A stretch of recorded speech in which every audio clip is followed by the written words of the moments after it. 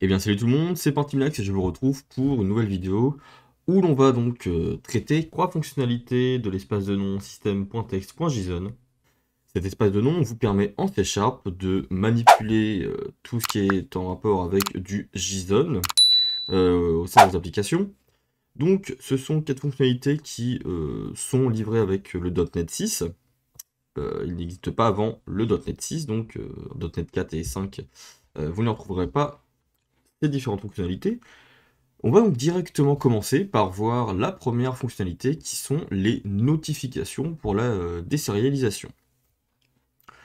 On va pouvoir en fait implémenter des interfaces au sein de nos classes et lors d'une serialisation ou d'une désérialisation, on va pouvoir effectuer un traitement. Alors, je vous propose de créer un projet comme moi avec Visual Studio 2022, donc c'est une application console. Et du coup, de commencer, alors dans votre classe programme, on va pour l'instant rien écrire, on va créer d'abord une classe, une nouvelle classe, ajouter classe, que l'on va appeler vidéo par exemple.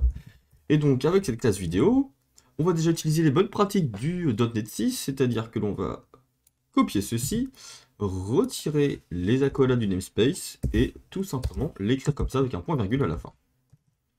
Cette classe-là, on va la rendre publique et non internal. Hop, pour qu'elle ait accès dans tout le code à l'extérieur de notre classe. Et donc on va dire qu'une vidéo, on va la définir comment? On va la définir avec une chaîne de caractères qui va être un ID, avec getSet, des getters et des setters. On va dire qu'une vidéo, elle a non pas un nom, mais un titre, donc title, et pourquoi pas une description.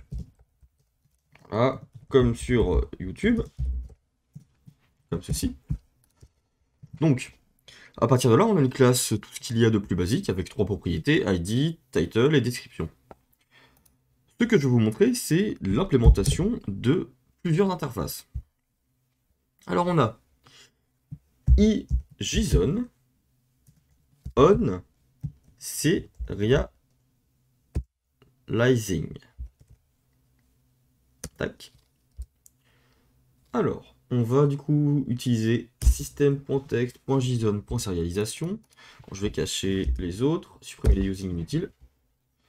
Donc là, il nous faut implémenter l'interface. Implémenter, hop, voilà. On a en fait la méthode onSerializing. Serializing, ici, not implemented. Donc voilà, si on serialise notre objet, on aura, eh bien, on n'aura pas on aura un bug, du coup, on aura une exception qui sera appelée avec ceci.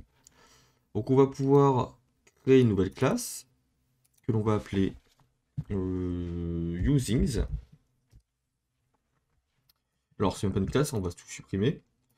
On va tout simplement, alors dans vidéo, récupérer ce using là, tac, et on va utiliser le mot-clé global devant, dans notre classe using.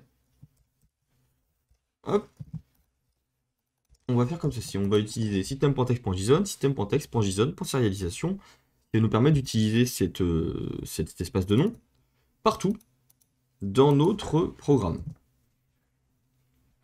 Donc là, je vais pouvoir utiliser ma classe vidéo, vidéo égale new vidéo. Donc là, pareil, pour utiliser ma classe vidéo partout dans mon programme, je vais devoir faire un global using de mon namespace console app.json test, donc c'est en fait le nom de votre projet, ou alors le namespace, l'espace de nom que vous avez attribué ici au-dessus de votre classe. Voilà. Alors on va l'instancier avec un ID. Voilà, ça pourrait être ceci. Title. Vidéo sur le JSON. Et description égale ma description. Là, on n'a pas trop d'inspi. Ok. On va pouvoir utiliser JSON serializer. Point serialize vidéo. On va lancer notre programme et on va voir ce qui se passe. On a une exception parce que la méthode n'est pas implémentée. Donc on va pouvoir utiliser console.writeLine on serialize Lightning. Tac. On récupère, du coup, enfin on relance le programme.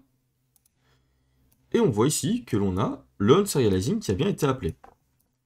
Alors, si l'on met un point d'arrêt ici, tac, on va voir que du coup, au moment de la sérialisation, donc juste avant la sérialisation, on a en fait cet événement-là qui est appelé unserializing, et on voit qu'on a toutes nos propriétés. Donc l'intérêt d'implémenter cette interface, ça va être de pouvoir gérer à la sérialisation, à la volée, nos contraintes, par exemple, si jamais, alors pardon, non, c'est pas là où je voulais aller, si jamais, on va vérifier que notre ID passe obligatoirement 8 caractères. Sinon, eh bien, alors on va déjà, tac, mettre ceci ici. Et si jamais l'ID n'est pas égal à 8 caractères, alors là, on va utiliser throw new, invalide, opération exception. The ID property must have 8 characters. Donc si on lance le programme,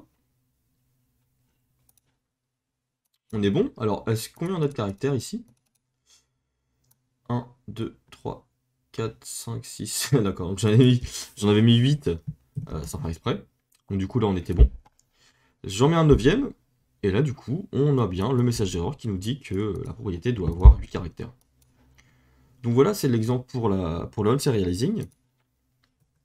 Voilà, ok. Alors, on a possibilité, du coup, on peut appeler par exemple cette méthode validate. Et ensuite, cet événement-là. Donc on peut prendre... Alors on va copier-coller, on va copier ceci. Ici on va utiliser void igiton_serializing .on serializing égale validate. Alors égal avec l'opérateur d'affectation de fonction, égal avec celui de la flèche. Et on va pouvoir implémenter notre interface. JSON. Et donc là vous voyez, on a les 4 interfaces en fait possibles. Donc on a le on deserialized, ici. Après la déserialisation. Ce que l'on va faire, du coup, c'est utiliser ceci. On deserialized et validate.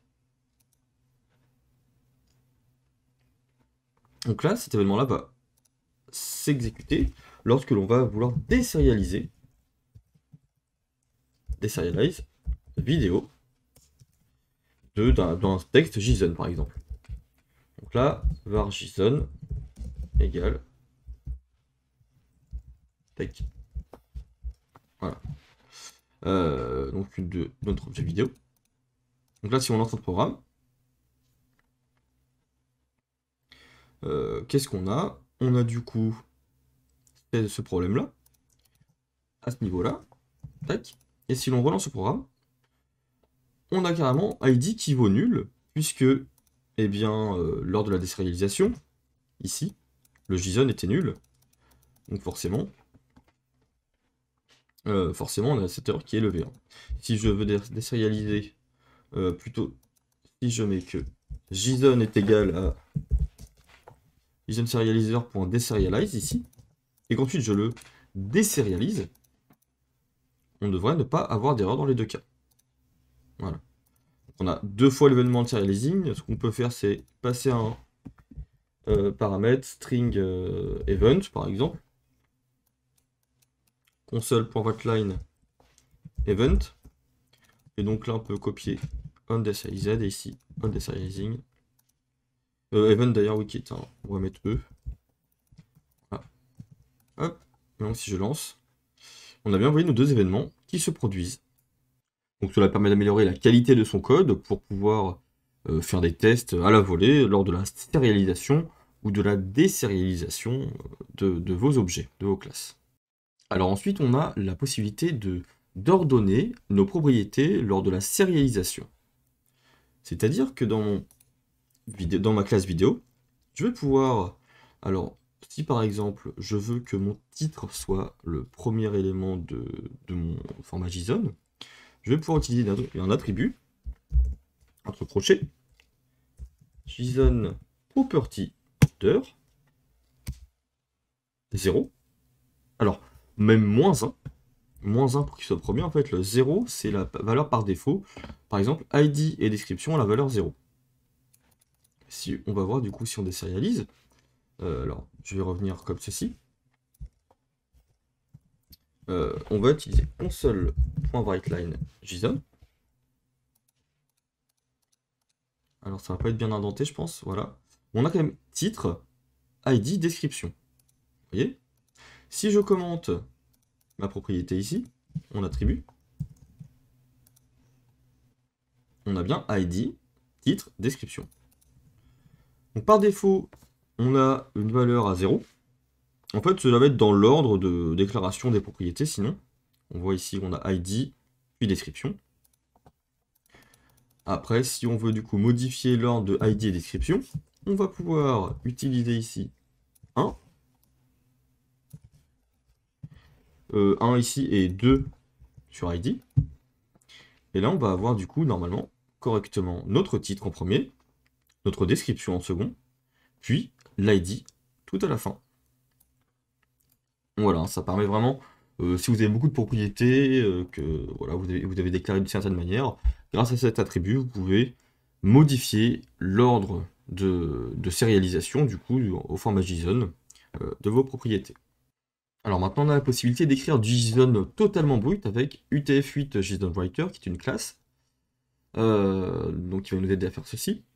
Donc on va pouvoir créer, du coup, un JSON Writer Options, que l'on peut appeler Writer, égale New, et on va utiliser l'indentation, voilà, pour correctement écrire notre JSON.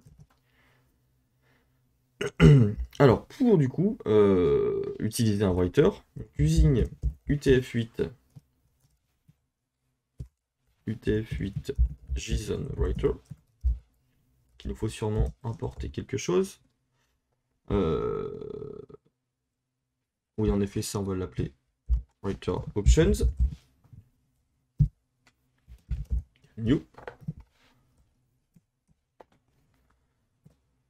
Il nous faut, vous voyez, un stream et des options.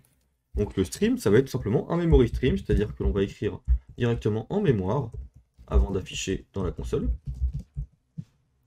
Tac. Ici. Donc on a un syntaxe du new hein, de la nouvelle version de .NET, de C#. Ok, alors stream par contre sans S majuscule. Et à partir de là, on peut directement commencer par écrire notre JSON en C#. Donc ici, on commence l'écriture d'un objet JSON. Ensuite, ici, ce que l'on peut faire, c'est write start. Et là, on a la possibilité d'écrire un objet ou bien un tableau. Alors, on peut commencer par un tableau, que l'on appelle par exemple un tableau de vidéo. Alors, on va du coup afficher ce qu'il faut. Donc, writer.write end array. Donc là, je vais vous montrer comment l'afficher dans la console. Write end object, puisqu'on a déclaré notre objet en haut ici. Il nous faut obligatoirement le finir. Et à la fin, il faut flush toutes les opérations. Tac, comme ça. On termine l'écriture du coup. Hop. Alors les n, on peut les mettre ensemble. Et ensuite, on récupère le JSON en l'encodant en UTF-8. Using UTF-8 system.text. Avec du coup le getString et stream. Et donc dans le getString, on a la possibilité il nous faut des bytes. Et du coup, avec la méthode toArray, on récupère un tableau de bits, du coup, et on peut les lire. Console.writeLine, JSON. Donc là, si on lit notre JSON, on a, vous voyez, notre objet JSON, qui provient du coup du WriteStartObject, notre propriété vidéo qui est un tableau, grâce à WriteStartArray, et enfin ici, WriteAndObject. Donc du coup, on peut très bien créer des vidéos, égale new liste de vidéos.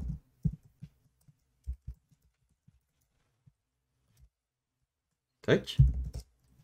On peut créer une nouvelle vidéo avec un ID, pour pas que ce soit compliqué à lire, égale 1. Ensuite, title égale test et une description égale à desk. Ok, donc on va en faire 2. Ce sera déjà pas mal. Hop, 2. Voilà. Donc, ce que l'on va faire, c'est que pour chacune de nos vidéos, pour chaque vidéo dans vidéo, on va créer du coup un objet JSON, object, writer.write property name, ID. Une fois qu'on commence la création de propriétés, il nous faut obligatoirement spécifier une valeur, donc en utilisant write raw via value, donc une propriété brute, vidéo.id. Et il nous faut en fait utiliser le skip input validation, car sinon il va attendre en fait l'écriture d'une valeur au format JSON, complètement format JSON, alors que là on passe juste du coup une chaîne de caractères. Lui, ce qu'il attendrait, ce serait quelque chose avec des guillemets et 2 points la valeur. Donc nous, on va pas vouloir faire comme ça. Donc on écrit du coup ID. Et on va faire la même chose pour le titre. Title. Et description. Donc là, cette méthode d'écriture de JSON peut vraiment servir si vous avez besoin de faire du JSON vraiment custom. Si vous avez des besoins métiers qui le nécessitent. Puisque la désérialisation ou la sérialisation le fait quasiment ça en fait automatiquement. Que l'on est en train de faire. Donc on va regarder si tout fonctionne bien. Hop. Et on a bien, en fait, si vous voulez, sérialisé nous-mêmes nos vidéos. Donc voilà, on pourrait vraiment le personnaliser à fond, c'est-à-dire en sérialisant que la propriété titre, par exemple, ou bien en faisant des opérations avant la sérialisation. Donc voilà globalement comment ça fonctionne avec .NET 6 pour écrire du JSON avec la classe UTF-8 JSON Writer. Et voilà, c'est donc tout pour ces petites fonctionnalités de système.text.json que vous devez connaître avec .NET 6. J'espère que vous aurez apprécié cette vidéo. Si vous avez des questions, n'hésitez pas à laisser un commentaire. N'oubliez pas de liker la vidéo si ça vous a plu, et n'hésitez pas à me suivre sur Twitter. A très bientôt!